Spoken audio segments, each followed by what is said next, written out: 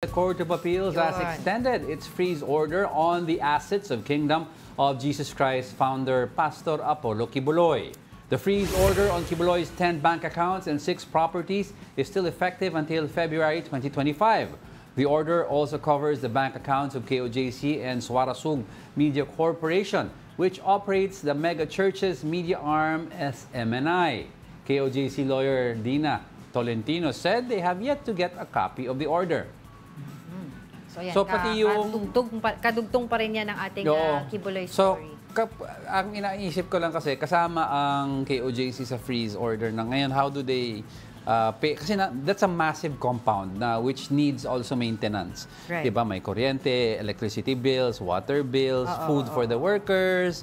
Diba? Ibang-iba nagtatrabaho within that area. I wonder no, na where will they get their funds now that it is frozen until a certain period of time. Kasi kawawa yung iba, may mga sweldo yung mga iba dyan eh.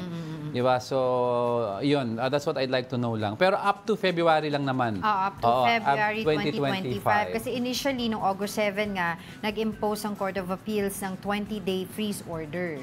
Diba? Tapos, yung mga properties na yan, kasama dyan yung 10 bank accounts with the 2 large bank names na nakita natin dito. Tapos 7 real estate properties in Davao del Norte, Davao City, Davao Oriental, at saka sa Rojas City. So, kasama nga din dyan, tulad ng sinabi mo, yung Sunshine Media niya. Diba? Yeah, I'm wonder also yung aeroplano, di ba? Yung aeroplano ni Pastor Kibuloy. Kasama yun sa property. Is it with the Philippines? Or the US? Alam ko the US seized it nung nagkaroon ng issue, remember when there was money? 2018 yan eh. Yeah, alam ko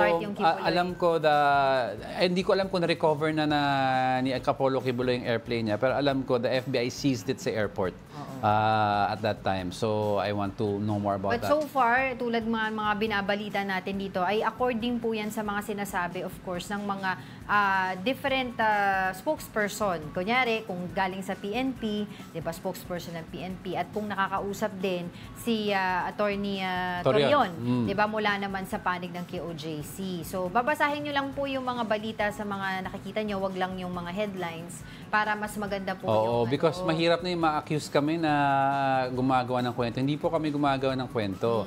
We will give you a headline and you have to read the entire content po because we also quote both sides, di ba? So, although nag-apologize naman na yung sa hanay ng KOJC. Although he apologized kasi he still stands by na hindi daw fair yung ibang reporting. You don't just read the headlines, read the entire content po of the actual article. Sige, tulad na sabi ko, hindi pa dito nagtatapos ang Kibuloy story natin.